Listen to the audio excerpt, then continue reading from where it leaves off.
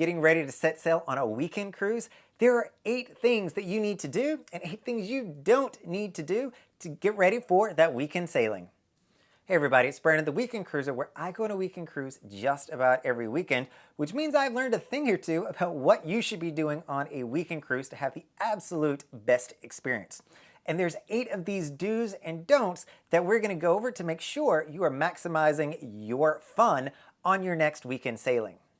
The first thing you're going to do if you are coming on a Royal Caribbean sailing is you're going to want to make sure that you are signing up for traditional dining. Do not want to go into my time dining.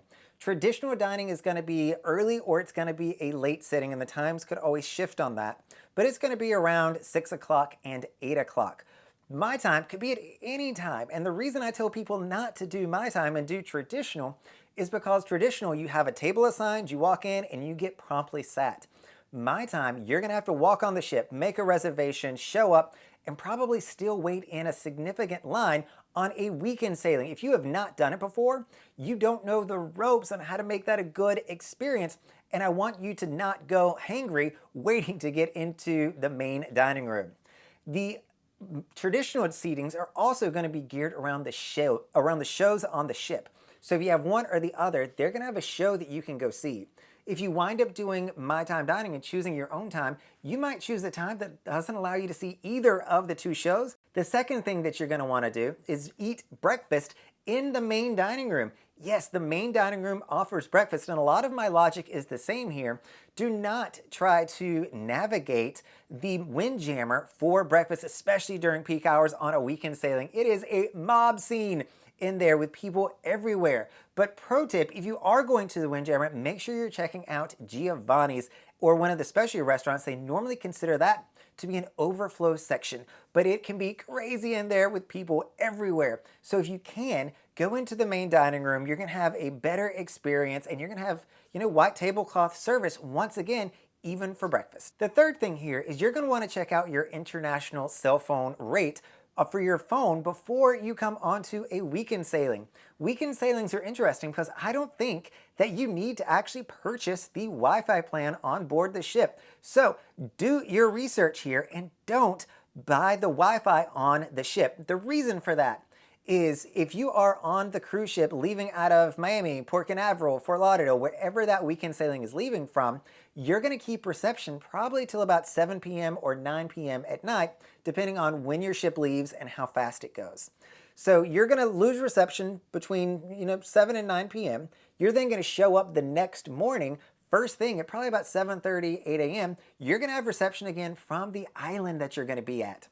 So if you're in Coco Cay, if you're in Nassau, if you're in Bimini, you're going to have reception through your cell phone, which is probably going to be a lot cheaper than it will be to get the Wi-Fi plan.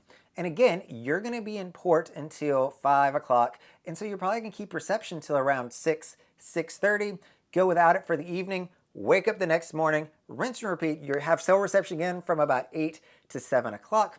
And then you head home the next day. Like there's not, as long as you're comfortable going, let's say 3 hours a day, because you're going to be sleeping for most of it, 3 hours a day without cell reception, I would say don't get the Wi-Fi package. The fourth thing, make sure you're having a good experience at the private island your weekend cruise is going to.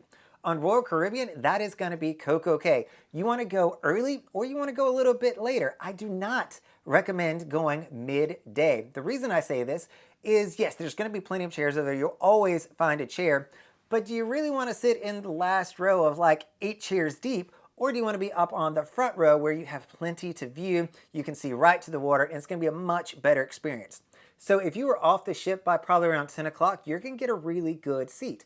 Or if you come out around, 12:30, 1 o'clock, people are already going to be coming back to the ship, and you can grab some of those prime spaces. Those folks just gave up. The fifth thing that you're going to want to do is check in early for your cruise. This is going to allow you to select the earliest boarding time. So as all cruise ships, you don't want all of your passengers to show up at the same exact time. That would be disaster in the terminal. So they want you to show up at prescribed times, and you get to select when that is. But it is capacity controlled, so the sooner you check in, the better time slot you're probably going to get. So make sure you're not missing out on valuable time on the ship, getting checked in and getting an early boarding time. But do not forget to bring a side bag. So if you do get to the ship early, you're not going to be able to go straight to your room. They're not going to be ready yet. They're still cleaning them from the prior cruise. Oftentimes, they're not available until 1, 2 o'clock in the afternoon, sometimes even as late as 2:30. So you want to make sure that if you're giving your main bag to a porter, you've got a bathing suit, a change of clothes, anything you're going to need throughout the day in a backpack or easy to carry around bag that you can keep with you the entire day till you have access to your room. The sixth thing here, and this is probably the most controversial one of all these that I'm going to say, is get the stateroom. Do get the stateroom that is going to fit you the best. Do not get a balcony room simply because people say that you have to have a balcony. I'll never cruise without a balcony. It is a weekend cruise. You don't have to spend the money on a balcony. You're not going to be in your room. You've got 2 port days. You've got a beautiful ship you can explore. You've got plenty of activities going on. It's really just a place to sleep. I understand there's a lot of people that love getting a balcony, and that's okay. But if it is one of your first cruises, or if you've just never done a weekend cruise before, cut your budget a little bit of slack and get a lesser expensive or less costly room, because you don't necessarily need the balcony because you're never going to be in your room on a weekend sailing. The seventh thing I'll mention, and this actually might be my more controversial issue, is if you're on a weekend cruise, guess where you're going? You're going to the Bahamas, normally a private island or sea day, and you're going to go to Nassau or to Bimini. And I would say get off in Nassau.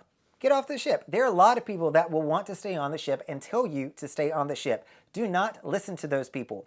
Do, however, your research on what there is to do in Nassau. There is plenty to do in Nassau, but people give it a lot of slack because they just don't know. They haven't researched it.